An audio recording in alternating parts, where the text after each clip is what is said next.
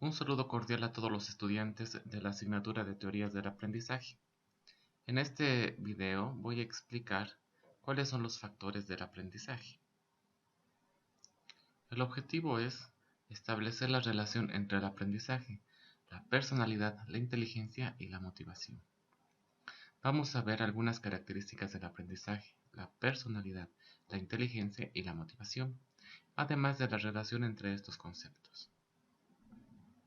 Para empezar, vamos a entender al aprendizaje como un proceso de formación eficiente de la personalidad de la persona, a partir de la experiencia y la interacción social con los demás.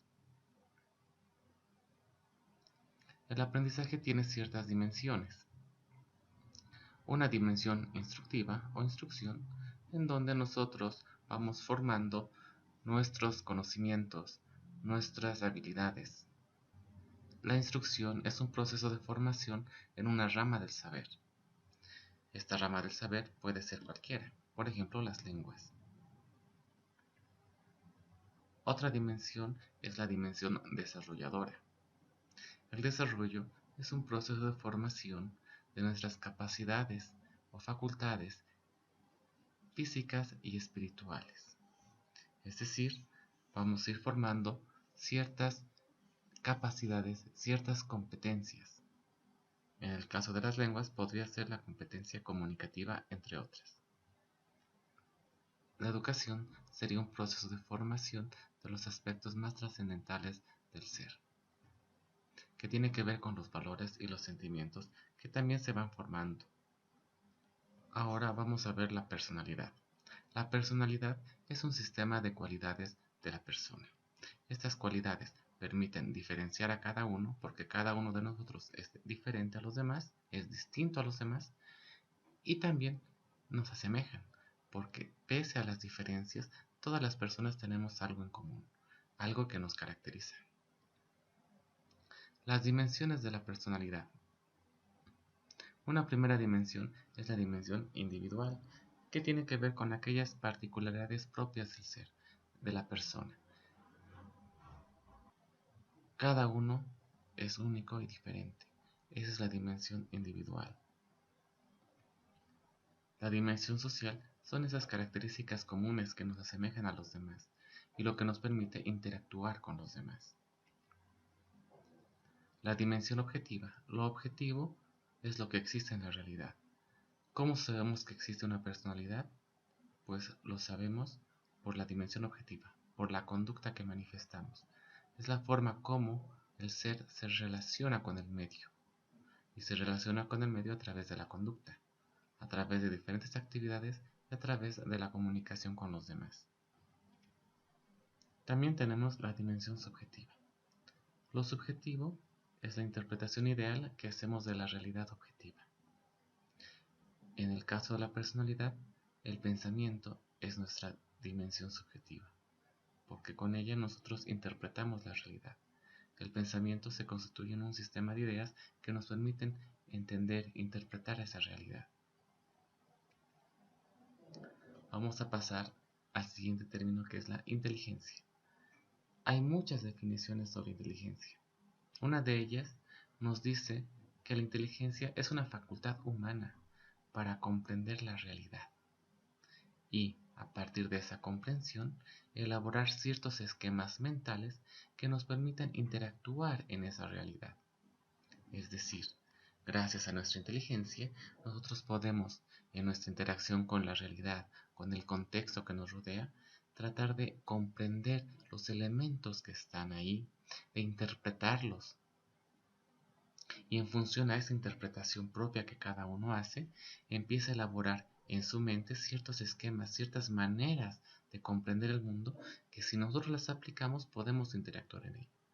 Si nosotros no pudiésemos comprender la realidad, no elaboraríamos esquemas y no sabríamos cómo interactuar en la realidad. Cuando nos enfrentamos a un contexto que no comprendemos bien, no podemos elaborar buenos esquemas y por lo tanto nos es difícil interactuar. Algunas concepciones de inteligencia. Hay una concepción operativa de la inteligencia que nos explica que la inteligencia sirve para desarrollar productos abstractos y efectuar operaciones mentales. Entonces, la capacidad para efectuar esas operaciones mentales y desarrollar productos abstractos es la inteligencia desde una concepción operativa. Hay otra concepción factorialista que indica que hay un factor que influye en la inteligencia y ese es el pensamiento. La inteligencia es producto del pensamiento. Si no pensamos, no tenemos inteligencia. Pero también hay una concepción plurifactorialista que nos indica que hay muchos factores que están involucrados en la inteligencia, no solo el pensamiento, sino también, por ejemplo, la motivación. Hay una concepción creativista de la inteligencia que nos indica que la inteligencia es una cualidad de la persona para enfrentarse de manera dinámica a la realidad. Es decir, una persona inteligente es aquella que puede enfrentarse, que puede interactuar fácilmente con la realidad. A veces nos cuesta interactuar en algunos contextos, pero si somos inteligentes, fácilmente vamos a poder enfrentarnos a ellos. Ahora vamos a ver las operaciones mentales de la inteligencia. Primeramente, nosotros hacemos una impresión de los datos que están en la realidad. La realidad está compuesta por objetos. Nosotros, al interactuar, al relacionarnos con esos objetos, los vamos representando, vamos imprimiendo esa información dentro de nuestra subjetividad. Una vez que tenemos esa información, la empezamos a procesar para comprender qué es lo que está pasando. Luego podríamos expresar esa comprensión que hemos hecho a través del pensamiento y el lenguaje. Por lo tanto, pensamiento y lenguaje están íntimamente relacionados, porque nosotros procesamos esta información en nuestro pensamiento y lo expresamos utilizando el lenguaje. Además, al procesar ese pensamiento dentro de nosotros, usamos el lenguaje. Ahora vamos a ver la motivación. Hay múltiples definiciones de motivación. Una sencilla y válida es entender la motivación como un proceso que nos lleva a actuar para alcanzar alguna meta que nos hayamos propuesto. Hay muchas teorías de la motivación. Una de ellas es la teoría de la pulsión, que ha sido desarrollada por Clark Hull. Nosotros tenemos ciertas necesidades, principalmente fisiológicas, que nos impulsan a desarrollar cierto comportamiento. Por ejemplo, si tenemos sed, vamos a buscar agua como comportamiento. Otra es la teoría del condicionamiento. Uno de sus representantes es Skinner.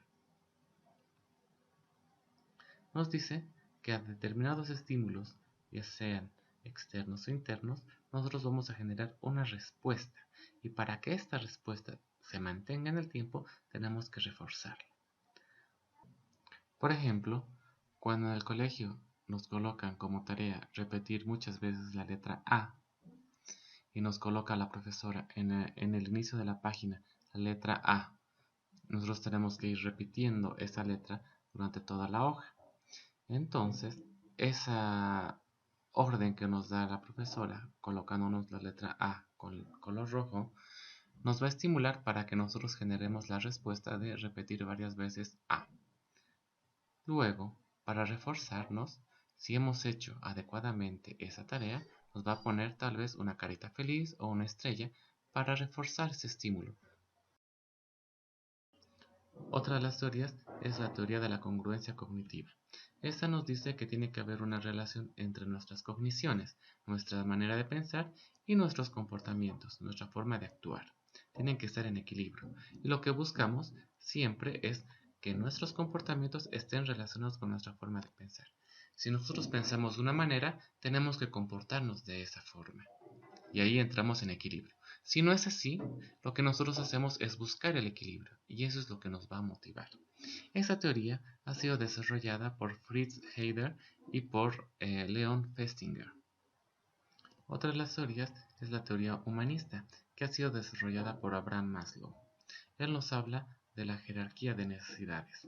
Es decir, que tenemos ciertas necesidades que tenemos que ir cumpliendo y entonces nuestras acciones van a estar motivadas por esas necesidades.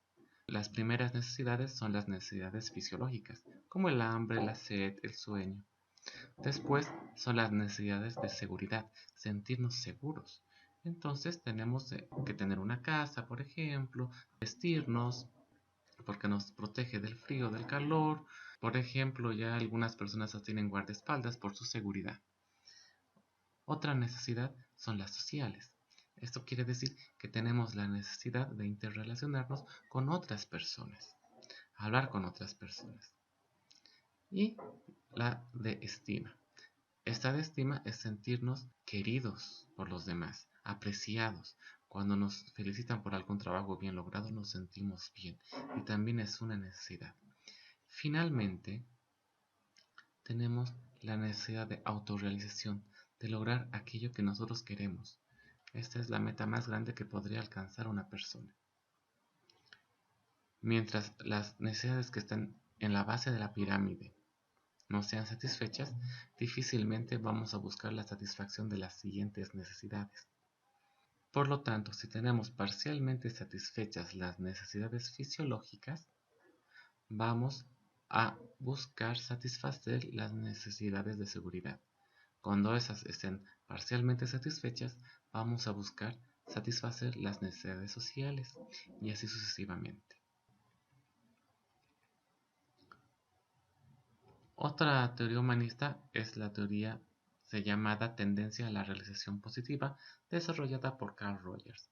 Él nos dice que el ser humano tiene una tendencia a realizarse, sentirse realizado cuando hace realmente lo que quiere. Cada uno tiene una meta, quiere alcanzar algo grande y dirige sus acciones hacia esas metas que le van a dar satisfacción personal por sí mismas. No las va a hacer a cambio de alguna recompensa o para evitar un castigo, sino lo va a hacer porque quiere hacerlo, porque eso le hace sentir bien consigo mismo. En conclusión, podríamos decir que el aprendizaje es un proceso de transformación del ser, de la personalidad del ser, donde están involucradas la motivación y la inteligencia, ya que para llevar a cabo ese proceso de transformación tenemos que estar motivados.